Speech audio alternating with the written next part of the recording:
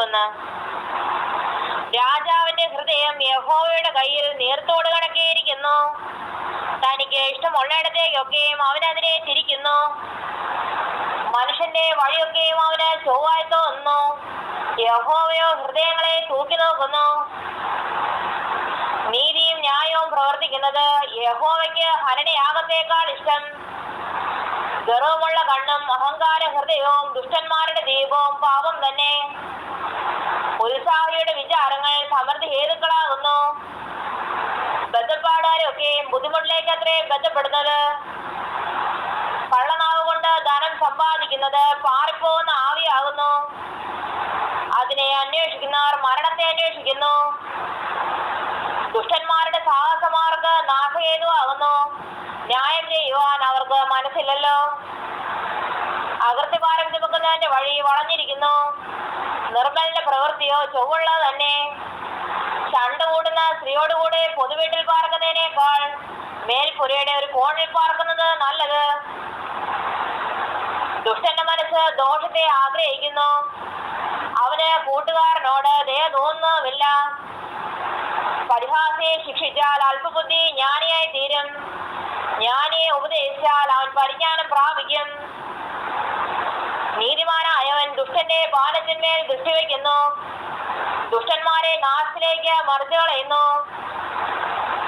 എളിയവന്റെ നിലവിളിക്ക് ചെവി പൊത്തിക്കളയുന്നവൻ താനും വിളിച്ചപേക്ഷിക്കും, ഉത്തരം ലഭിക്കുകയില്ല.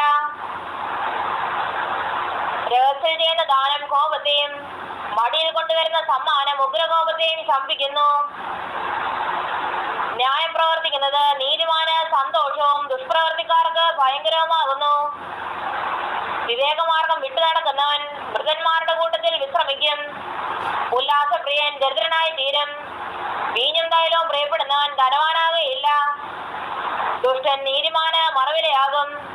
ദ്രോഹി നേരുള്ളവർക്ക് പകരമായി തീരും. ചണ്ടയും ദുശീലവുമുള്ള സ്ത്രീയോടുകൂടെ പാർക്കുന്നതിലും നിർജ്ജന പ്രദേശത്ത് പോയി പാർക്കുന്നത് നല്ലത്. ജ്ഞാനിയുടെ പാർപ്പിടത്തിൽ വിലയേറിയ നിക്ഷേപവും തൈലവുമുണ്ട്. മൂഢനോ അവയെ ദുർവ്യയം ചെയ്ത് കളയുന്നു. നീതിയും ദയയും പിന്തുടരുന്നവൻ ജീവനും നീതിയും മാനവും കണ്ടെത്തും. ജ്ഞാനി വീരന്മാരുടെ പട്ടണത്തിൽ കയറുകയും അതിന്റെ ആശ്രയമായ കോട്ടയെ ഇടിച്ചു കളയുകയും ചെയ്യുന്നു. വായും നാവും സൂക്ഷിക്കുന്നവൻ തന്റെ പ്രാണനെ കഷ്ടങ്ങളിൽ നിന്ന് സൂക്ഷിക്കുന്നു. നിഗളവും ഗർവവുമുള്ളവന് പരിഹാസി എന്ന് പേര്. അവൻ ഗർവത്തിന്റെ അഹങ്കാരത്തോടെ പ്രവർത്തിക്കുന്നു. മടിയന്റെ കൊതി അവന് മരണഹേതു. വേല ചെയ്യുവാൻ അവന്റെ കൈകൾ മടിക്കുന്നുവല്ലോ. ചിലർ നിത്യം അത്യാഗ്രഹത്തോടെ ഇരിക്കുന്നു. നീതിമാനോ ലോപിക്കാതെ കൊടുത്തുകൊണ്ടിരിക്കുന്നു. ദുഷ്ടന്മാരുടെ ഹനനയാഗം വെറുപ്പാകുന്നു. അവൻ ദുരാന്തരത്തോടെ അത് അർപ്പിച്ചാൽ എത്രയധികം. കള്ളസാക്ഷി നശിച്ചുപോകും. ശ്രദ്ധിച്ചു കേൾക്കുന്നവനോ എപ്പോഴും സംസാരിക്കാം. ദുഷ്ടൻ മുഖദാക്ഷ്യം കാണിക്കുന്നു.